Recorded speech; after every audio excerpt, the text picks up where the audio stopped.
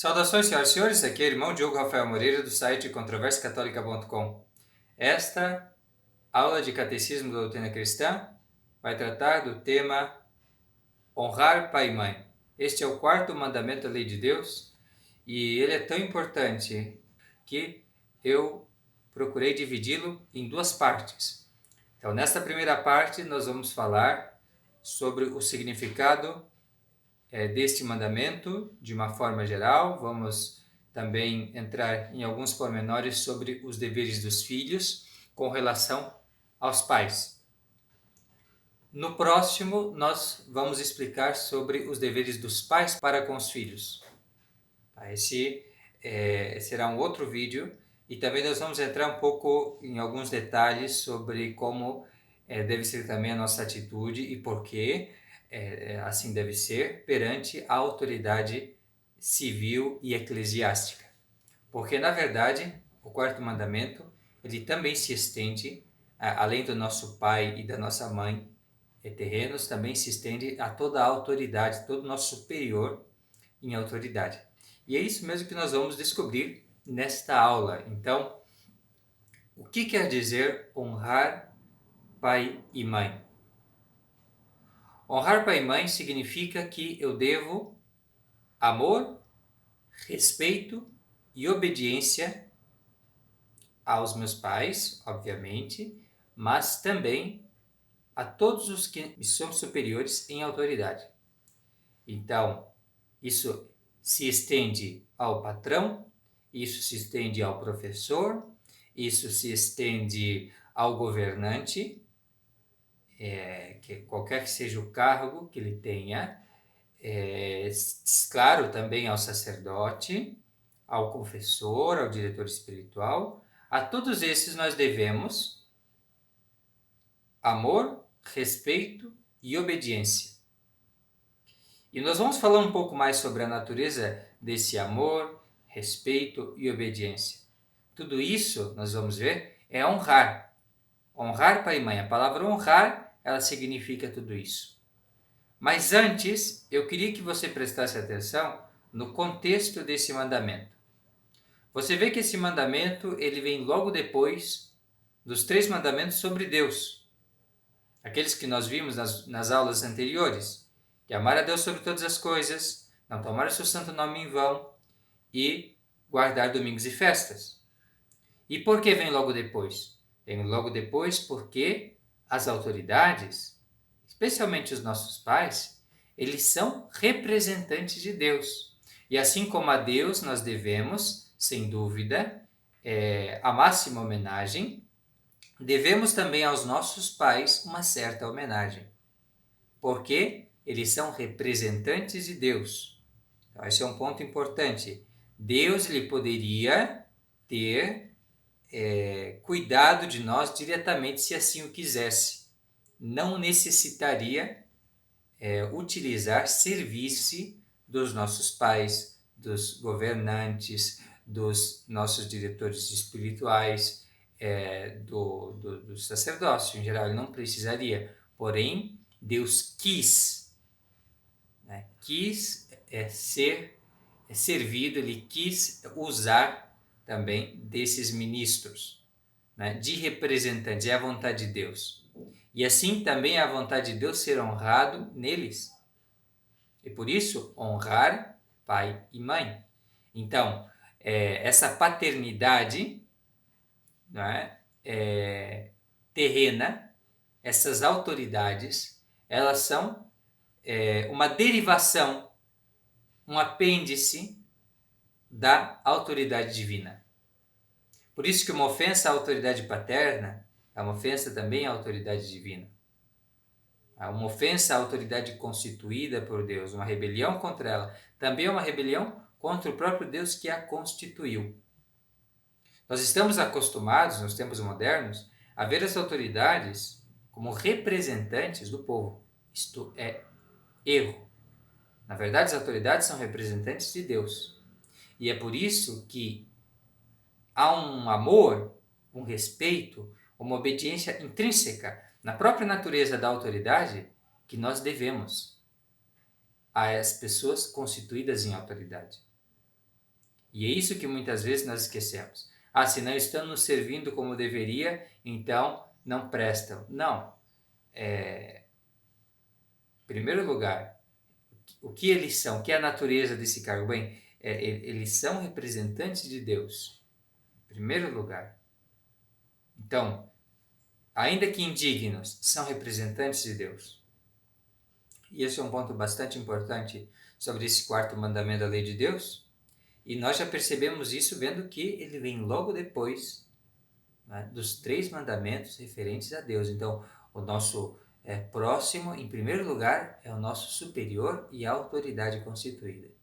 Ele vem logo depois de Deus, vem os nossos superiores, vem o nosso pai e a nossa mãe, principalmente. E isso porque eles são os mais próximos de nós, na verdade. É justo que seja assim, não é? Porque eles estão sempre conosco. Sempre teremos conosco superiores, sempre teremos também, e por uma grande parte da nossa vida efetivamente tivemos, o nosso pai e a nossa mãe. Então, eles estão sempre muito perto de nós, eles são os próximos, mais próximos. E aí está porque, se nós amamos a Deus, então nós devemos também amá-los. Não é? Porque, assim como Deus é nosso benfeitor, não é? Esse benfeitor supremo, ele se serve dos nossos pais, né? Que são instrumentos de Deus, e assim também são, depois de Deus, nossos grandes benfeitores.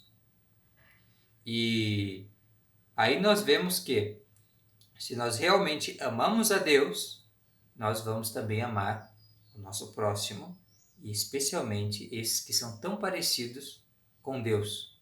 Né? Os nossos pais, é verdade, eles não nos criaram do nada, é claro que não. Não é? Só Deus fez isso quando criou as coisas. E é Deus que infunde, não é, no corpo a alma, é claro. Porém, o nosso corpo que nós recebemos, né, foi dado pelos nossos pais, e eles que tomaram cuidado de nós na época em que não poderíamos prover por nós mesmos. Não é? Então, isso que os pais fizeram por nós é algo muito parecido com o que Deus faz pela sua criação inteira, cuidando dela depois de gerá-la. Não é? Então, essa semelhança que há faz dos nossos pais muito parecidos com Deus. E por isso, se nós realmente temos uma verdadeira devoção, não é? E tributamos um louvor e praticamos as obras, não é? Para a glória de Deus, então nós também vamos, numa certa medida, honrar, não é? o nosso pai e a nossa mãe. Isso é importante. Então, em primeiro lugar é isso, né? Se nós realmente amamos a Deus, que nós não vemos, então é claro que nós vamos amar esses representantes de Deus que nós vemos.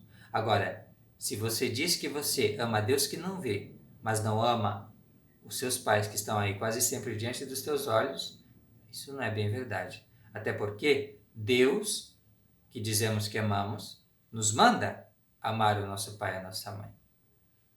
Não é? Então, se nós realmente amamos a Deus, a gente vai fazer isso. E mais uma coisa importante sobre esse mandamento, não é? Esse quarto mandamento,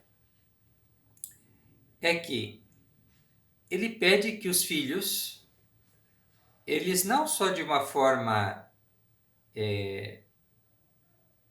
sentimental, não é? Podemos dizer assim, honrem o pai e a mãe com afeto, que é importante, que é a parte do amor, não é? Esse afeto. Mas que amem o pai e a mãe procurando o bem do pai e da mãe. E isso significa ajudá-los nas suas dificuldades, materiais e espirituais.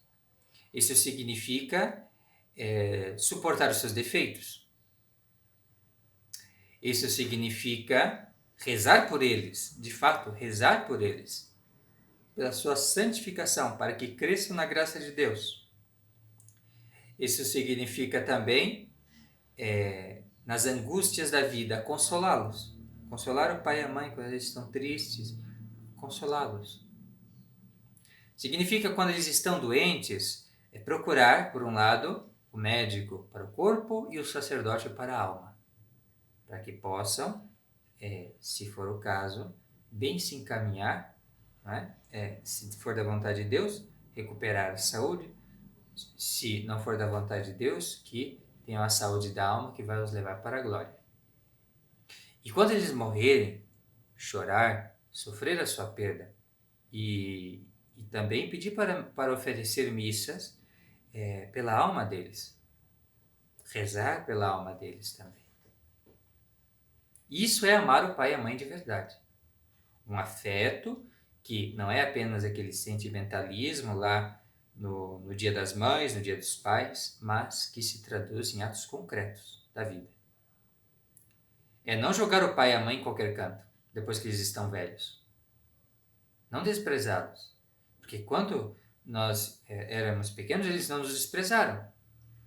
Nós estávamos em necessidade. Da mesma forma, quando agora eles estão numa situação limitada, na velhice, a gente não deve despedi-los assim, mandar para um lugar e não cuidar deles mais. Não. Honrar pai e mãe. Honra o teu pai e a tua mãe. E a promessa que Deus dá a quem honra o pai e a mãe é uma vida longa, uma vida feliz. Não é? As pessoas que honram o pai e a mãe têm uma vida feliz. Tem até uma vida comprida em anos mesmo. Ordinariamente é assim. Agora, aquele que não honra o pai e a mãe, não. Esse, Deus na sua ira, castiga e às vezes até mesmo faz que tenha uma morte repentina, uma morte má. Nós vamos ver exemplos disso. E aqui esse amor ele deve ser também acompanhado de respeito. Então se deve ao pai e à mãe a homenagem que se manifesta, né, em pensar neles, pensar sobre eles de uma forma respeitosa, como representantes de Deus, não como qualquer um, não como meu amigo, não como qualquer, não com aquela pessoa com aqueles defeitos X e Y, não. Como representantes de Deus, isso vai gerar em nós um respeito, né? E um certo temor de desagradar o pai e a mãe. Então, esse respeito, né? Como aquele de Salomão, que no trono real, assentado no trono real, vai e desce para colocar a sua mãe à direita, à sua direita. Não é a sua mãe que estava vindo ao seu encontro, ele vai ao encontro da mãe. Então, essa homenagem. Não é? E um grande exemplo de honra de pai e mãe que nós encontramos na Sagrada Escritura, que fala justamente dessa questão de amar e respeitar o pai e a mãe, é José do Egito. José do Egito, ele, como nós sabemos, tinha chegado a grande poder nas terras do Egito pela sua grande ciência, né, e habilidade como administrador do reino. Ele era vice-rei. Depois do rei, depois do faraó, era ele. E José do Egito, quando soube que seu pai estava chegando à terra do Egito, seu pai Jacó, que era de condição bem mais humilde do que ele, e que estava justamente vindo, uma das razões era por uma questão de carestia, falta de alimentos, não é? Então, quando vê que Jacó se aproxima, ele desce da carruagem real e se atira aos braços de Jacó. Né? Chora de saudades do pai e com muita afeição o beija. Depois, ele o leva ao faraó. E essa é uma grande lição para muitos filhos que, porque tem uma certa condição, tem uma certa ciência, tem vergonha dos pais. José, um bom filho, não teve vergonha da condição humilde do pai. Pelo contrário, o pai que o ensinou, né, a crescer na virtude, que o acumulou de tantos bens, ele leva e apresenta ao faraó. E o faraó, então, folga, né, se alegra em ver o pai de um filho tão virtuoso e dá a Jacó a terra de Essém, para que ele pudesse ali criar os seus rebanhos. Então é uma recompensa ainda que o pai recebeu, né, por intermédio do filho. Então vê toda a preocupação, todo o respeito, né, esse amor concreto né, de José do Egito pelo seu pai Jacó. Esse é um modelo para nós, a gente tem que seguir isso. Seguir esse modelo e sabendo que a outra possibilidade, o não seguir, é você realmente procurar o caminho mau, o caminho que leva à morte, o caminho que leva à perdição, à maldição. É o caminho de Cã, que vendo seu pai, Noé, embriagado e descomposto, ele, em vez de socorrê-lo, ele ridiculariza o pai, ele ri-se do pai. E vai contar aos seus irmãos, Sem e Jafé. A atitude de Sem e Jafé foi diferente. Eles, quando souberam disso, em vez de rir-se com Cã, eles vão ao socorro do pai. Procuram vestir o pai de uma forma bem discreta e sem ficar fazendo alarde. Estes, Sem e Jafé, foram abençoados por Noé. Agora, Cã foi amaldiçoado. E não só Cã, a sua descendência também foi amaldiçoada. E isso pesa, isso tem força, isso nos deve causar temor, a maldição de um pai.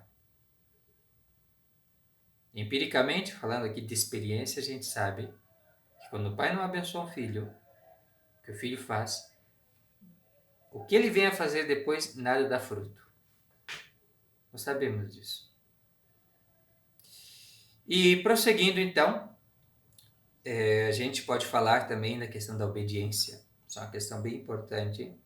E hoje em dia, há tantos incentivos à rebelião dos filhos contra os pais. Incentivos até por parte de pessoas que, pelo contrário, deveriam incentivar, por uma questão de ordem, a obediência. Mas, pelo contrário, incentiva-se em toda parte a desobediência. E isso é impressionante porque isso leva à própria destruição da ordem social, essa desobediência. E, no entanto, muitas pessoas fazem isso. E a questão é, novamente, não é uma boa opção, porque o descumprimento desse mandamento leva a consequências terríveis. Nós temos a história de Absalão, por exemplo. Absalão era filho do rei Davi, era, portanto, um príncipe, e em vez de seguir o exemplo do pai, em vez de honrar o seu pai, que, além do mais, era um homem muito santo, ele não fez. Ele, com inveja e cobiça, sede de poder e guiado por maus conselhos, foi levantar uma guerra, uma rebelião contra o pai.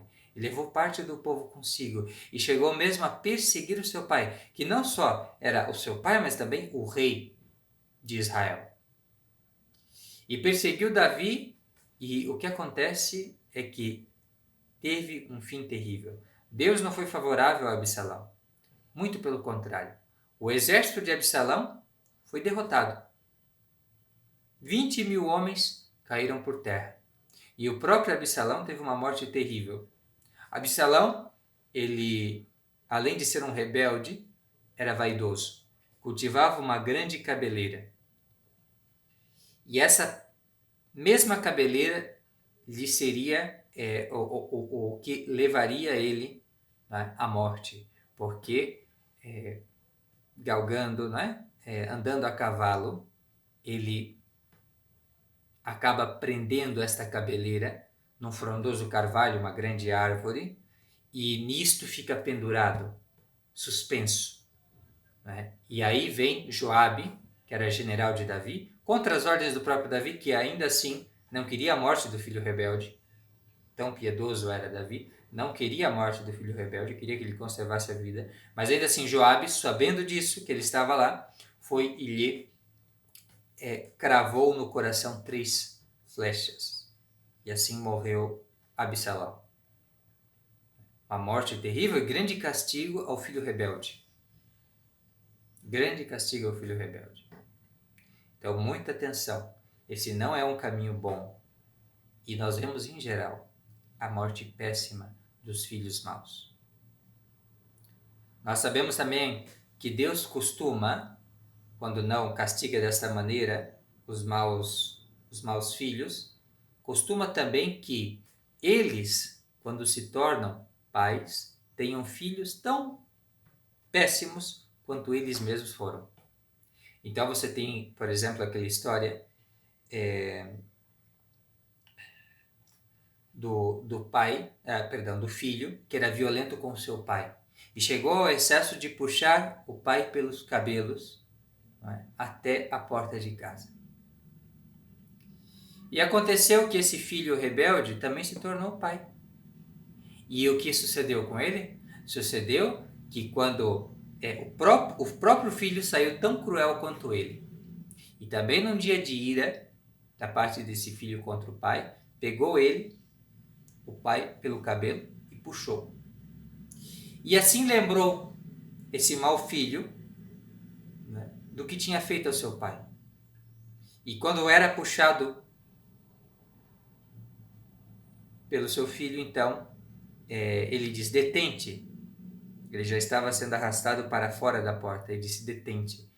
Eu não puxei o meu pai mais do que até aqui. Detente aqui. Sabendo ele que estava sendo castigado agora, com esse mau filho, né, pelo seu crime que tinha cometido contra seu pai. Então é assim. Os maus filhos vão pagar mais tarde quando forem pais. Atenção. É a justiça de Deus e a ira de Deus que recai sobre esses pecadores.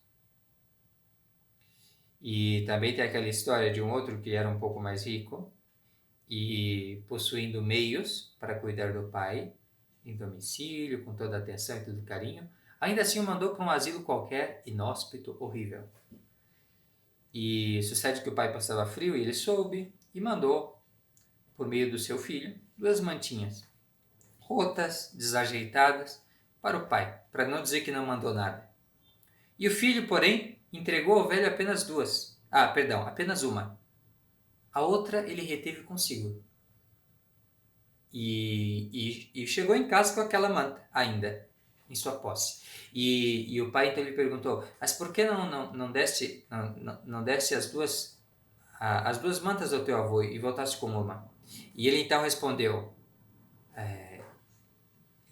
assim, uma eu deixei com ele, a outra, esta aqui, eu separei para o meu pai. Aquele que desamparou o pai na velhice pode esperar ser desamparado pelo seu filho quando chegar a sua vez. Então, cuidado. Desobedecer esse mandamento, cometer essa grande injustiça, isso é quase um sacrilégio, porque os nossos pais são representantes de Deus. Cometer essa injustiça é infame. Vai levar certamente ao castigo nessa vida e depois ao castigo eterno na outra.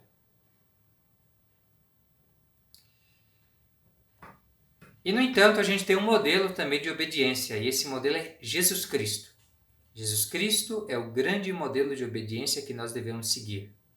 Nosso Senhor Jesus, ele em tudo era submisso a São José e à Santíssima Virgem. É assim que narra o Evangelho segundo São Lucas, resumindo a vida de Nosso Senhor dos 12 aos 30 anos. Em tudo lhes era submisso. Ele lhes era submisso. Esta submissão.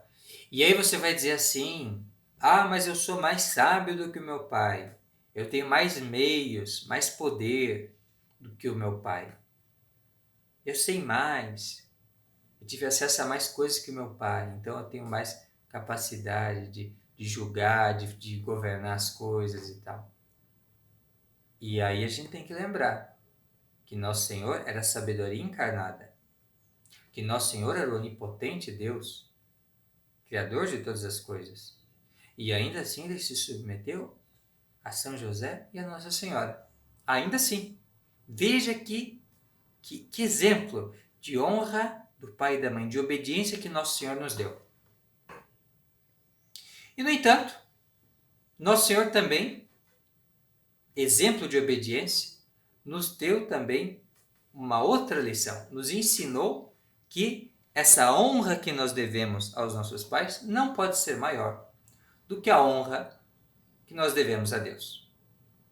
Que a diligência que a gente tem em amar, respeitar, obedecer os nossos pais não pode estar acima daquela que devemos a Deus. E é por isso que Nosso Senhor fica no templo. Ele fica no templo entre os doutores e quando Nossa Senhora lhe pergunta o porquê ele fez isso, ele vai dizer: porque estive cuidando dos negócios do meu pai e os negócios do meu pai são mais importantes. Isso quer dizer que a eleição do nosso estado de vida, fazer aquilo a que Deus nos chama, a vocação a que Deus nos chama, é algo que não depende da vontade dos nossos pais, depende da vontade de Deus. E o nosso dever de dar atenção a isso e de levar isso a efeito é realmente primordial. Então, nesse ponto há uma exceção, vamos dizer assim. Não que isso seja uma desobediência, não é uma desobediência. Mas, em caso haja um conflito, caso os pais não queiram que nos dediquemos a isso, né? A vocação a que Deus nos chamou, então prevalece a vontade de Deus, prevalece a vocação de Deus, prevalece o que é mais perfeito. Né? Então, o que aqui Deus nos chama? Deus nos chama à vida religiosa, Deus nos chama ao sacerdócio, né? São estados mais perfeitos. Se Deus chama isso, se há esta vocação, então se deve seguir isso sem olhar para trás, sem enterrar os mortos. Que os mortos enterrem os seus mortos. Então essa é uma lição também que Nosso Senhor, suma obediência, nos deu. Não é rebelião seguir a vocação a que Deus nos chama. Contra a vontade dos pais, se os pais assim se levantam contra a vocação a que Deus nos chamou. Mas em todo o resto, lhes era submisso. Em tudo mais, submissão. Ao que o pai e a mãe ditam na casa, para a organização da casa, nós devemos obedecer prontamente, com muito amor e respeito. Está bem? Então é mais ou menos isso que o quarto mandamento nos quer ensinar. Na próxima aula nós vamos falar um pouco mais sobre o quarto mandamento, tratando dos deveres dos pais para com os filhos e também do porquê e como nós devemos também honrar as autoridades eclesiásticas e civis. Muito obrigado pela atenção, fique com Deus e até a próxima. Tchau, tchau.